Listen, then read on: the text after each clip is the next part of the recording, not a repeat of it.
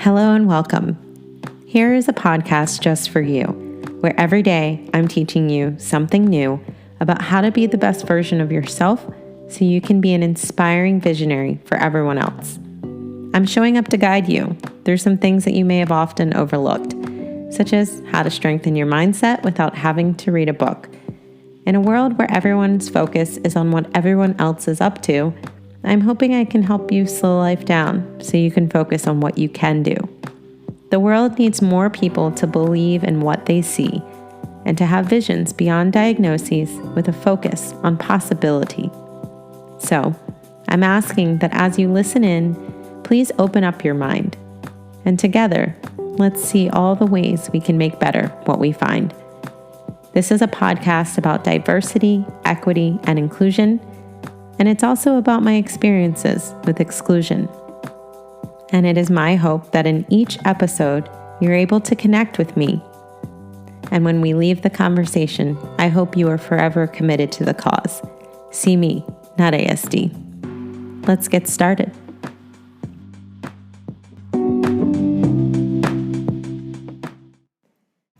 Welcome to episode 7 of See Me, Not ASD, the podcast. I'm your host, Devika Carr.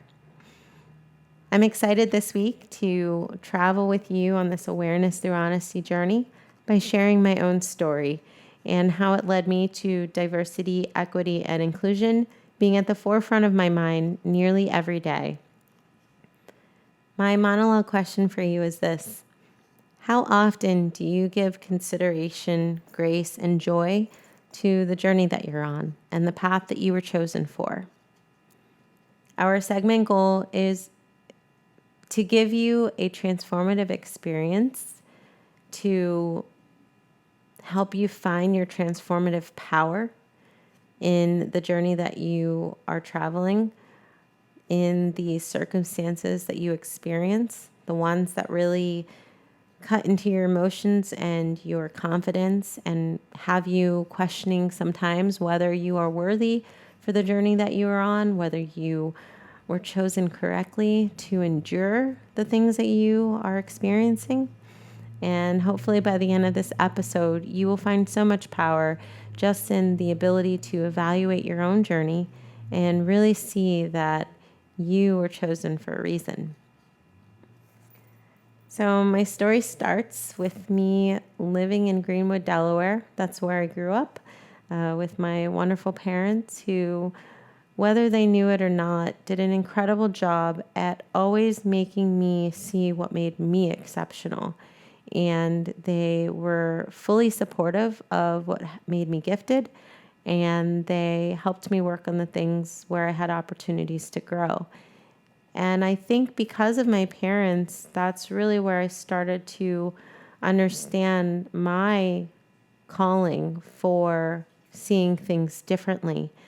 I may not have known it when I was, 11, 12, 15, 16 years old, that I would later go on to do what I'm doing now. But I certainly knew at the time that my parents may not have had all the money in the world, all the things in the world, but the characteristics that they helped me grow with and the qualities of good, decent human nature, things like kindness and grace for ourselves and living by faith, a lot of the things that they instilled in me are the basis and the foundation for who I am now and why I care so deeply and love so deeply the things and the people that I try to elevate.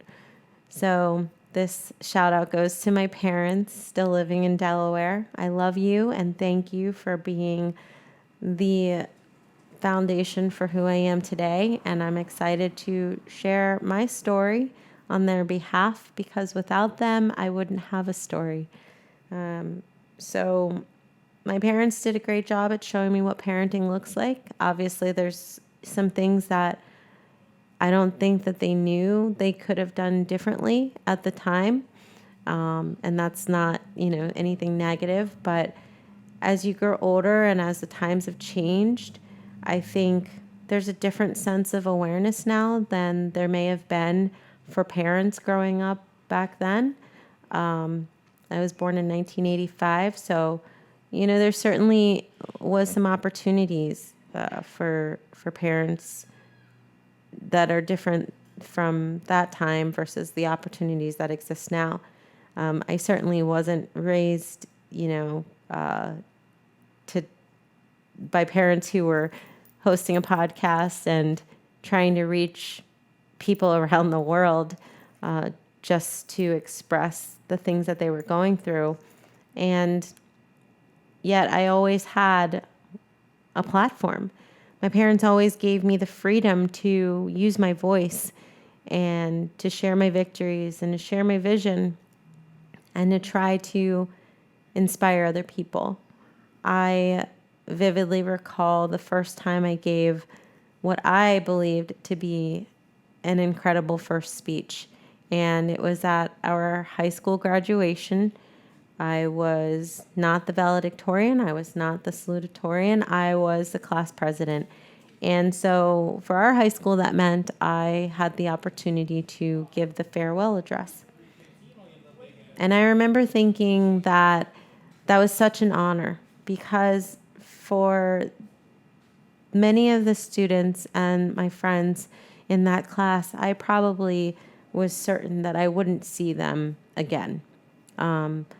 My plans after leaving my small town were to travel to a big town and experience bigger things. And so I went off to Ohio State University, and it was much different than, the 77 people that I graduated with, and knowing everyone's parents and knowing everyone's siblings. It was much different than that. Ohio State is a huge university.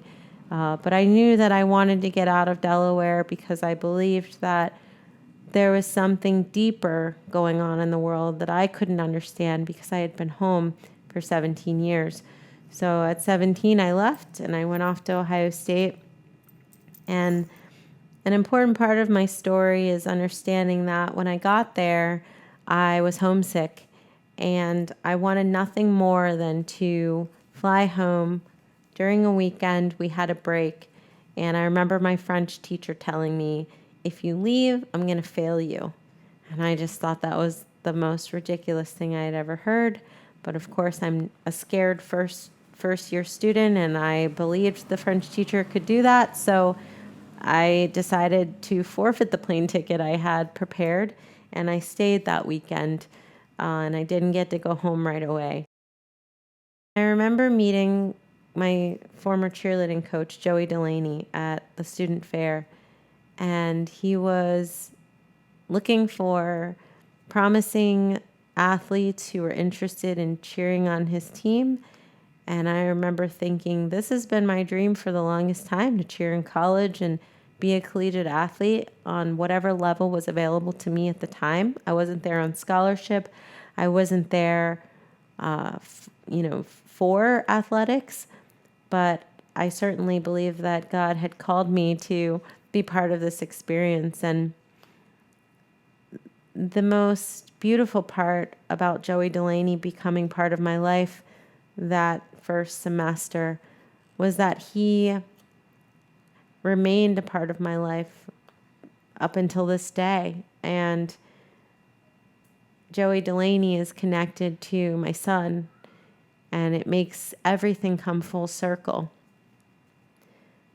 Fast forward to now, I have 3 beautiful children of my own with my husband that I physically gave birth to. And then I also have my beautiful stepdaughter, Cameron, who is 12. And I would have never imagined that I would be raising 4 kids at 34 and dealing with a lot of different personalities. I never expected or even anticipated wanting a big family, but I certainly have been blessed, and I get the opportunity every day to use the things that I'm sharing with all of you with my own family and my own kids, and it certainly makes a difference. So I'll get back to what makes Joey Delaney so special to our family in a moment. But first, I'd like to talk about my experience with my firstborn. When I found out that I was pregnant with Kimani, I certainly was surprised. It was an unexpected pregnancy, but I believe that blessings come at every time in our lives, whether we are ready for them or not. And I had the full support of my parents, my husband's parents. Life was good. There was no reason to worry, to stress. It was simply a time to be joyful. And my pregnancy was great. I gave birth to a beautiful boy after laboring naturally for quite some time.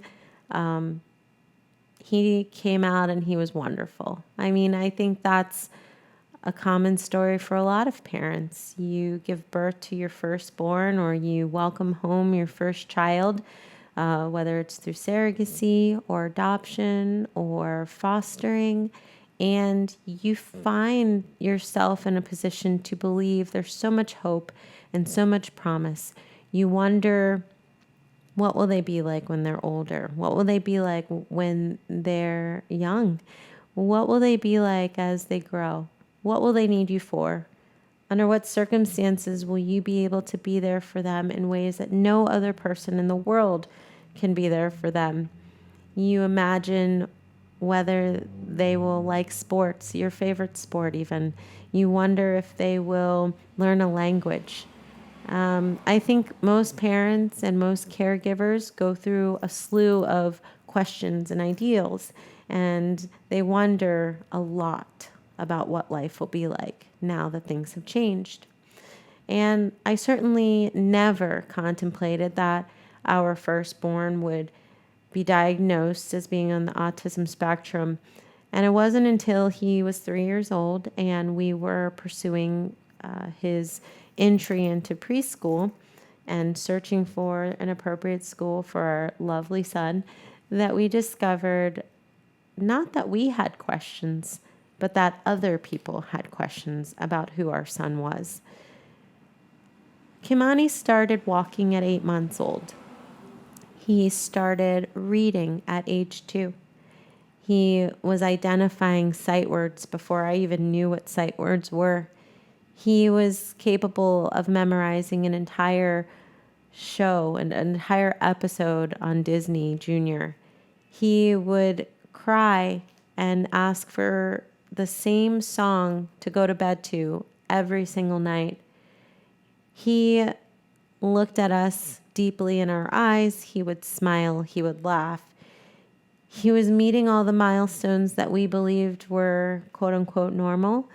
And being a first-time parent myself, I truly looked at my son and thought he was gifted. I felt joy. I felt blessed. I felt honored to have been given this child with such extraordinary gifts that most, families probably don't experience. I remember sitting on the carpet with another parent and her children, and Kimani was building blocks and playing to himself. Nothing unusual that I knew of, but she's a school teacher for younger kids, and she said, I think you should have Kimani evaluated. And I was kind of confused, like, well, what do you think is wrong? I think he's great. And she said, oh, I think he might, be autistic. Well, that certainly wasn't the first time I had heard the word, but it was the first time I had heard it associated with my own child. And I remember being offended because this person had never said to me, wow, Kimani's so smart, or Kimani's, so gifted. He's extraordinary. So I had never heard words or phrases of praise from her. I had only heard this one seemingly negative perception. And I remember going home and talking to my husband about it and just being sad. Not that I cared one way or another if he was actually, with some disability diagnosis. That wasn't what scared me. What scared me is that, and what became apparent to me is that there are people who don't see exceptionalities first. They see things being wrong first. So whatever, I let that go. And then as we are on this journey to get Kimani placed into a preschool, I'm on the phone with a representative of one of the schools. And as I'm describing, she asks, "What is your son like?" And I'm very excitedly and joyfully sharing with her, "Yeah, he's amazing. He's funny. He's adorable. He reads. He can spell. He, is loving." And she stops me and she says, "He sounds like he's on the autism spectrum."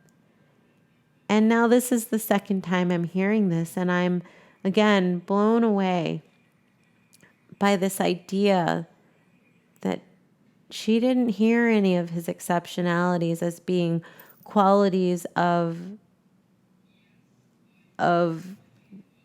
greatness. She heard them as being qualities of a disability diagnosis. So either way, I truly believe that I needed to follow the advice of this teacher and have Kimani evaluated, because there's no harm in my mind to doing that. If your child needs to be evaluated and something is going to be shared with you as a diagnosis or difference, you should know about it. You should know what services, what resources there are to you. You should not allow yourself to just raise your child blind if you have an opportunity to change your perspective. So she sent us to the district. We had him evaluated, and I recall that was the first time I was in a room with the doctors evaluating him, and they observed him from a distance as he played with blocks alone. Then they asked him a series of questions, intelligent ones for a child age 3. And then, without hesitation, they told us, yes, he's on the autism spectrum. And now he's going to need an individualized education plan. And now he's going to have access to resources and school counsel and exceptional student education, as it's called here in Florida. And again, at no point did anyone ever say to myself or my child, who is intelligent enough to understand, or to my husband, "You have an incredibly gifted child who just may need some guidance in other areas." I went home and I cried. And again, it wasn't so much the diagnosis that bothered me. It was simply that everyone seemed to be missing the things that we saw as being gifted and that made him exceptional. Everyone just kept looking past all of that as if it was unimportant. And they were merely focusing on this disability diagnosis. That was really a turning point for me in seeing on a very personal level how quickly differences are designated as limiting circumstances. I was then advised to take Kimani to a neurologist to get an official medical diagnosis. And our pediatrician, who is wonderful, had been notified about all that we were experiencing. And he said, "I don't think Kimani is on the autism spectrum. I think that Kimani is just gifted and bright and thinks differently than others, but he certainly doesn't exhibit this, the qualities of other children I've known to be on the spectrum." So now we are at a point where we have a diagnosis, an unofficial, not medical diagnosis, but a school diagnosis.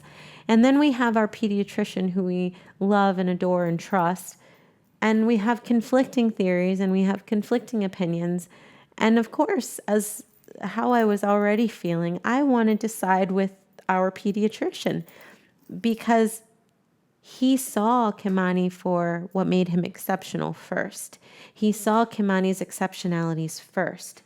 And I deeply admired that about him.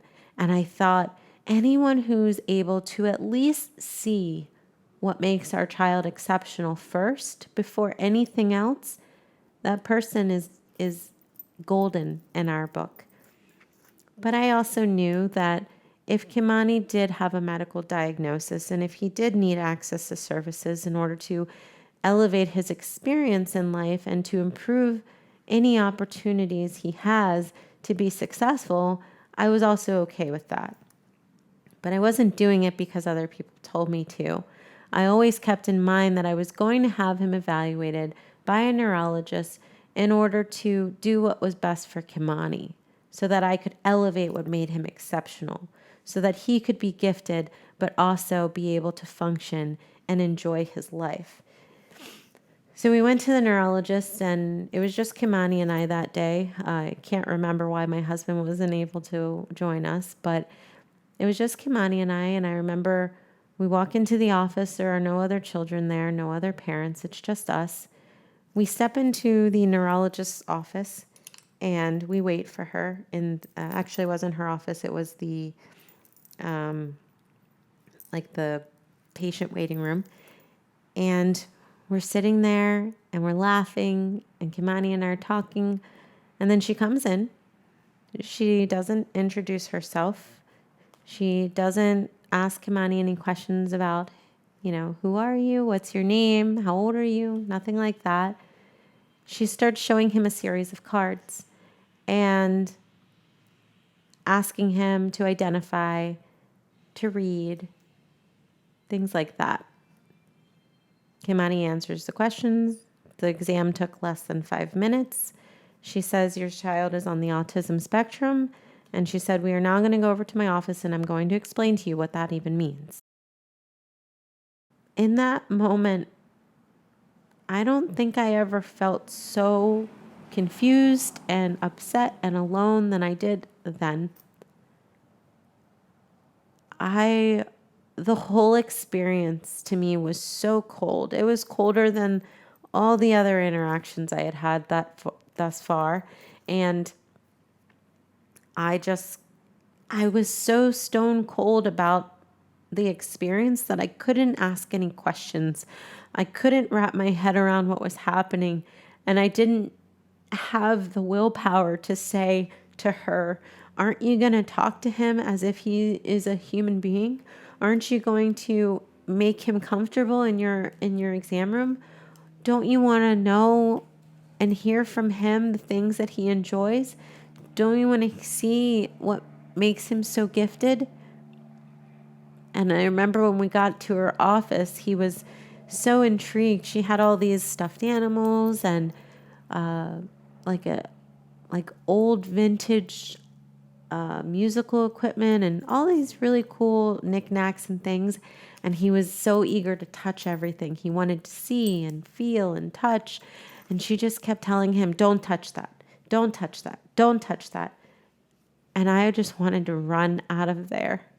I wanted to just take him and protect him from whatever was about to happen, whatever was about to change in his world, in my world, just based on that 5-minute consultation. So long story short, we left, and my husband and I decided from that point on, we would allow for him to have the diagnosis because, again, if for any reason he needed something and that diagnosis was going to make sure he was entitled to receive it, to better his life, to enhance his exceptionalities, then we weren't going to deny that to him.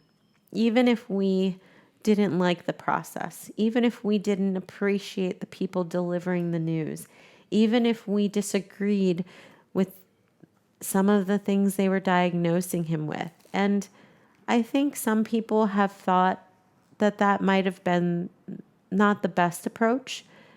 But again, when you get into the logistics of diagnosis and access to services and what somebody is entitled to, it gets to be a very convoluted experience. And I think we were so overwhelmed with what was going on. We knew that the one commitment we could make that would change nothing about how special he was to us, the one commitment we could make to him was to always see him as exceptional first, and to see what made him gifted in every single moment of every single day, no matter what challenges lied ahead.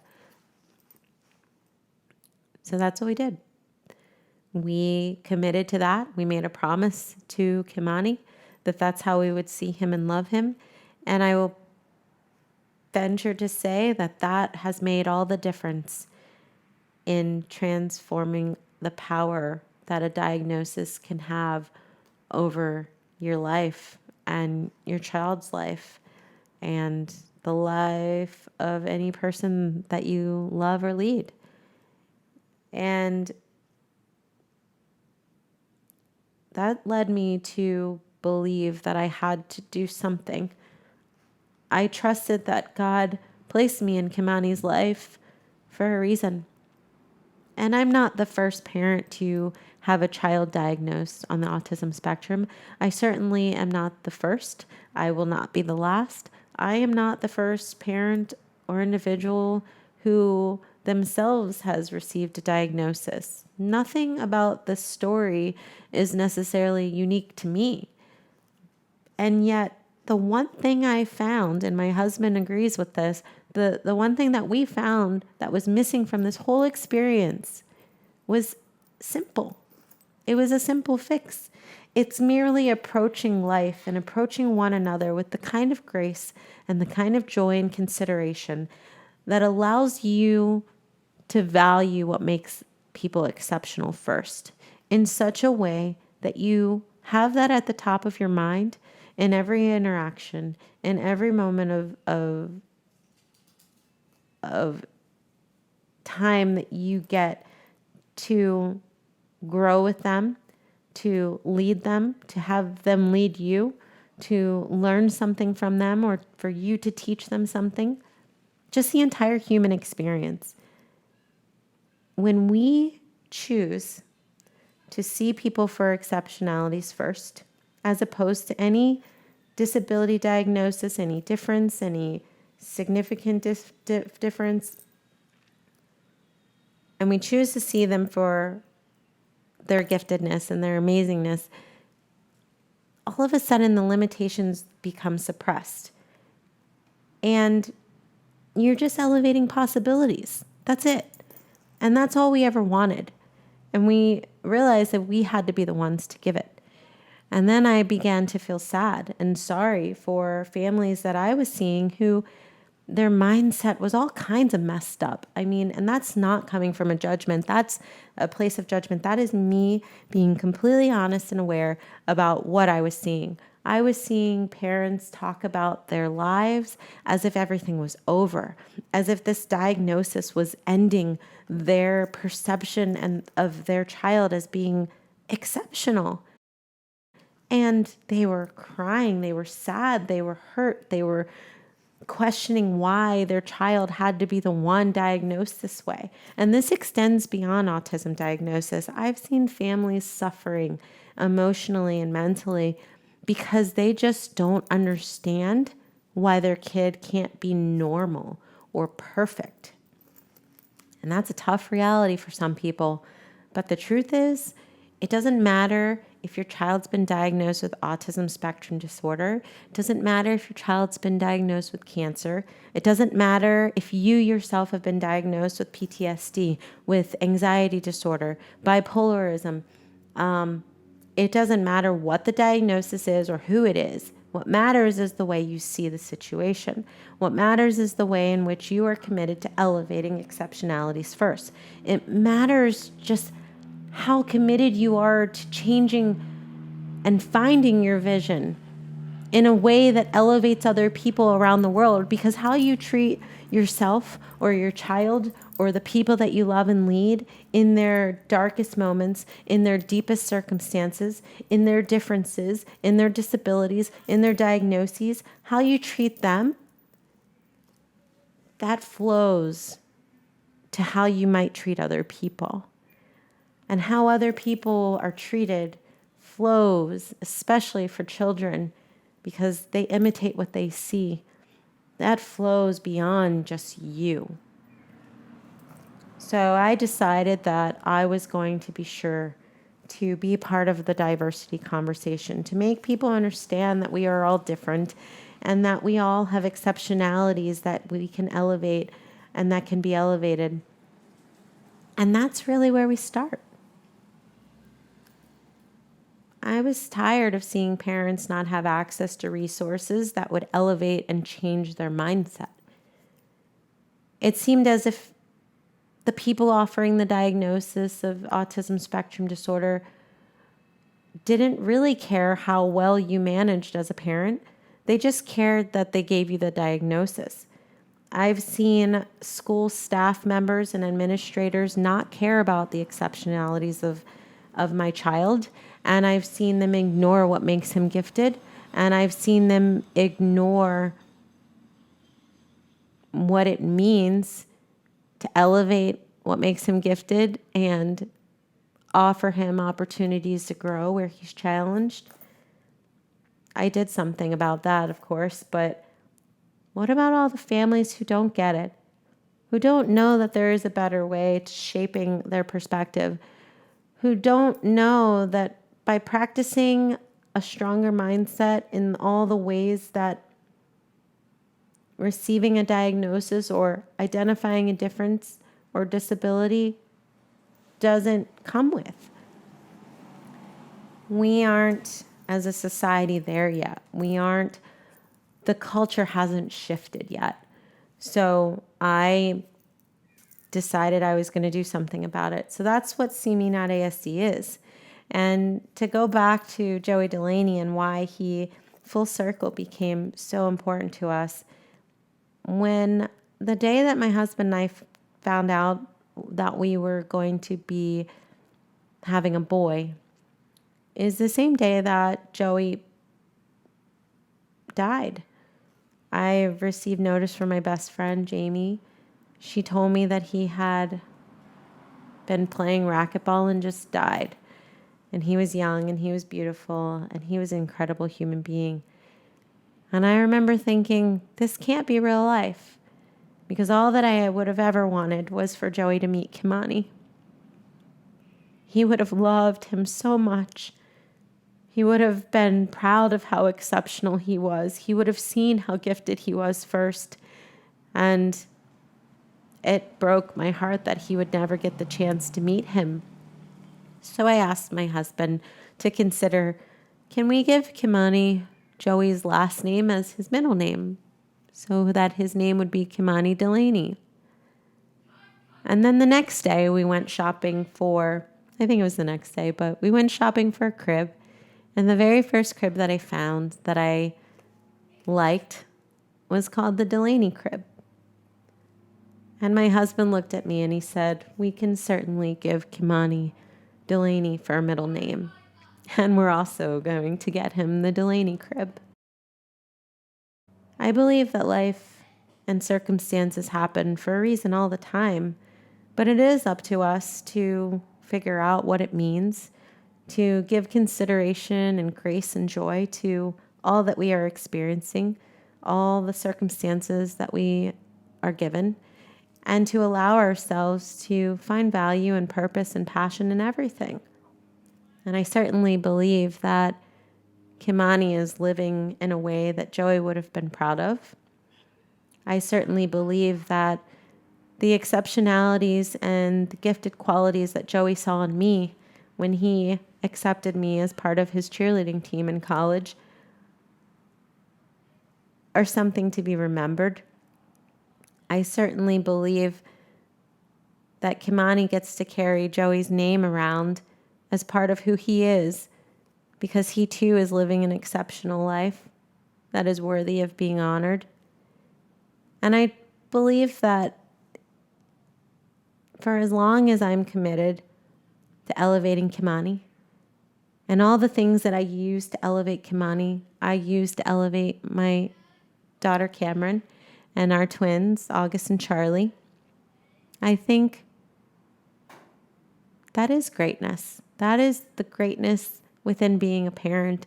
It is the toughest job that gets zero recognition, but it certainly should, because what we do for the little lives that we love and lead can change the world. I am thankful to all of my friends, those especially who are listening. I'm thankful to them for always seeing Kimani for being gifted, to my parents who are learning to understand what autism spectrum disorder is, but yet always seeing Kimani for gifted and exceptional in all the ways that he is, for committing to see all of our children that way, because we all have opportunities for growth. I'm thankful to Kimani because he sees himself that way. And I know that that wouldn't be possible. Him being able to see himself as exceptional first, as opposed to being someone on the autism spectrum, that perspective wouldn't be possible if I hadn't been committed to seeing it first. He is learning to be and have the mindset that a lot of children aren't taught. A lot of parents aren't taught. It's important to understand that this is my story, because hopefully you gather how important it is to me to find, to love, and to lead, and to teach other people around the world this entire process. The kind of process where you find your vision, you see exceptionalities first, you elevate them, and you inspire more visionaries to be developed, to grow, to be successful, and to change the world. So the call to action this week is for you to watch our vision video. Long before I decided to do a podcast, I had made a short, can't really call it a short film, but I made a short video about Kimani and what it means to find your vision. And so I encourage you to watch the video. The video is also our creative connection, so please check it out. I promise you won't be disappointed. I also am asking you to give yourself consideration and grace and joy for where you are on your journey and all the powerful transformations you can have if you chose to see things differently. If you chose to see possibilities as opposed to limitations.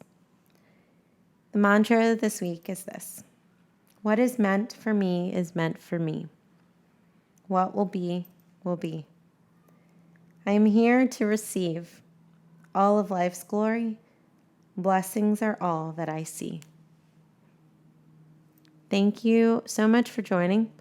This has been an incredible episode of See Me Not ASD. Until next time. You've just listened to See Me Not ASD, the podcast, with your host, Devika. Thank you for joining. Please connect with us beyond this week's episode so we can continue the conversation. We hope that you'll have time to visit our website, seemenotasd.com, where you'll discover show notes, bonus content, be able to sign up for access to our other resources, and submit any questions, comments, or topic ideas. But if you're currently multitasking while watching or listening to this podcast and you're not able to get to the website right now, we simply ask that you remember us on Instagram, See Me Not ASD. We have some bonus content that we've bookmarked for you, easy access, and you'll be able to get started. We believe we are the #1 source for inspiring visionary supporters around the world so that they can elevate the exceptional people in the world as well, in the pursuit of diversity, equity, and inclusion. So, as you meet individuals, see them for the exceptional people that they are and do your best to elevate that.